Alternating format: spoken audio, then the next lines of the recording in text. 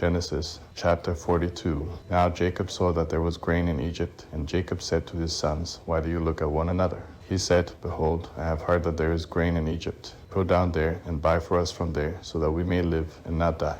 Joseph's 10 brothers went down to buy grain from Egypt. But Jacob didn't send Benjamin, Joseph's brother, with his brothers, for he said, Lest perhaps harm happen to him. The sons of Israel came to buy among those who came, for the famine was in the land of Canaan. Joseph was the governor over the land. It was he who sold to all the people of the land. Joseph's brothers came and bowed themselves down to him with their faces to the earth.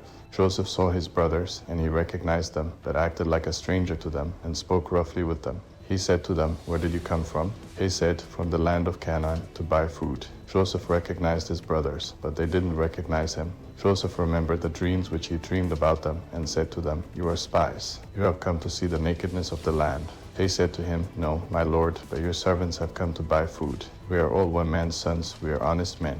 Your servants are not spies. He said to them, No, but you have come to see the nakedness of the land. They said, We, your servants, are 12 brothers, the sons of one man in the land of Canaan. And behold, the youngest is today with our father, and one is no more. Joseph said to them, It is like I told you, saying, You are spies. By this you shall be tested. By the life of Pharaoh you shall not go out from here, unless your youngest brother comes here. Send one of you, and let him get your brother, and you shall be bound, that your words may be tested, whether there is truth in you, or else by the life of Pharaoh surely you are spies. He put them all together into custody for 3 days. Joseph said to them the third day, Do this and live, for I fear God. If you are honest men, then let one of your brothers be bound in your prison, but you go, carry grain for the famine of your houses. Bring your youngest brother to me, so will your words be verified, and you won't die. They did so. They said to one another, We are certainly guilty concerning our brother, and that we saw the distress of his soul when he begged us, and we wouldn't listen. Therefore this distress has come upon us. Reuben answered them, saying, Didn't I tell you, saying, Don't sin against the child, and you wouldn't listen?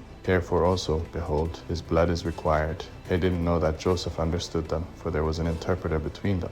He turned himself away from them and wept. Then he returned to them and spoke to them, and took Simon from among them, and bound him before their eyes. Then Joseph gave a command to fill their bags with grain, and to restore each man's money into his sack, and to give them food for the way. So it was done to them. They loaded their donkeys with their grain, and departed from there. As one of them opened his sack to give his donkey food in the lodging place, he saw his money. Behold, it was in the mouth of his sack. He said to his brothers, My money is restored. Behold, it is in my sack. Their hearts failed them, and they turned trembling to one another, saying, What is this that God has done to us? They came to Jacob their father, to the land of Canaan, and told him all that had happened to them, saying, A man, the lord of the land, spoke roughly with us, and took us for spies of the country. We said to him, We are honest men. We are no spies. We are 12 brothers, sons of our father. One is no more, and the youngest is today with our father in the land of Canaan.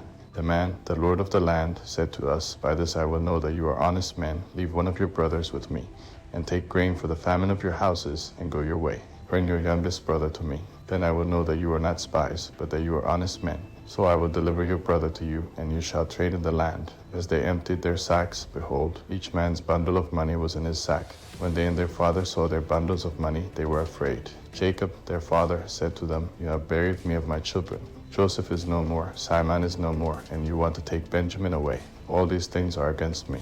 Reuben spoke to his father, saying, Kill my 2 sons, if I don't bring him to you. Entrust him to my care, and I will bring him to you again. He said, My son shall not go down with you, for his brother is dead, and he only is left. If harm happens to him along the way in which you go, then you will bring down my gray hairs with sorrow to Sheol.